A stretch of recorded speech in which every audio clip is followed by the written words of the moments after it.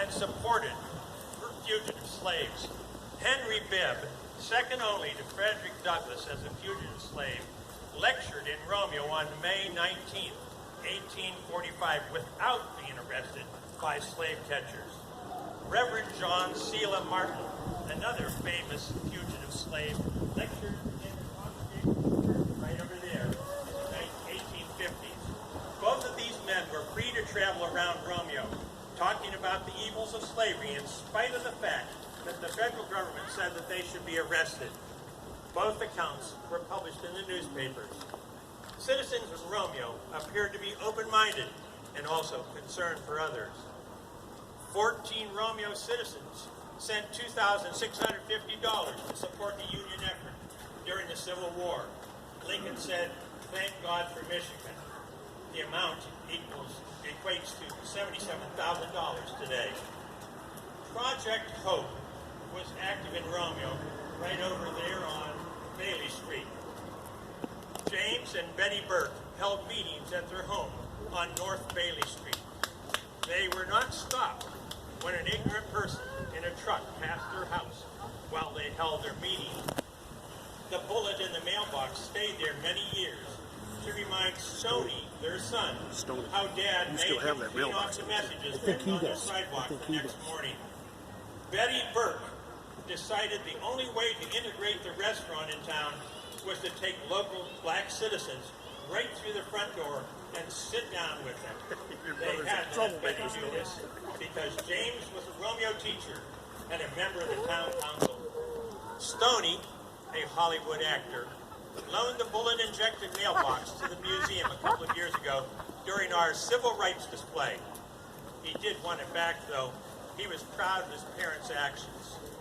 Amanda Moore in Romeo on Hollister Street, right over there, took in 159 black foster care children over the years. We were so proud of her, we named a school after her.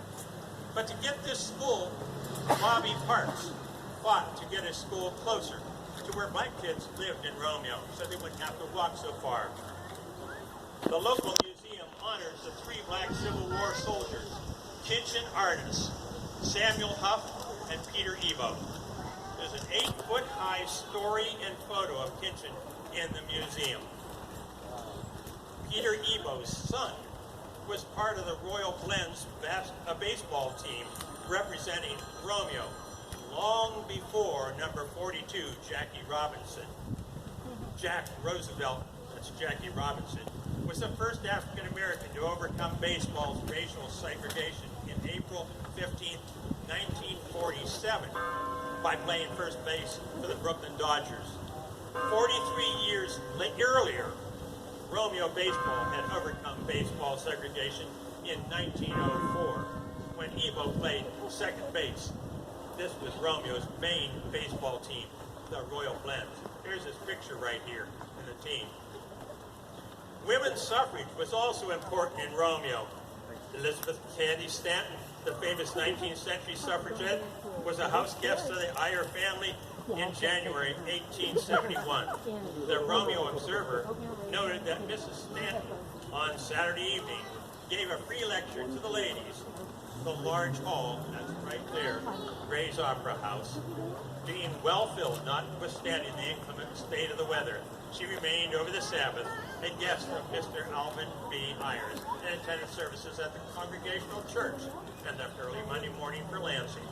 When the Ku Klux Klan organized a meeting south of the village, some folks showed up. When the second meeting was called, fewer showed up because folks could see it was wrong to discriminate against others. It didn't fly in Romeo.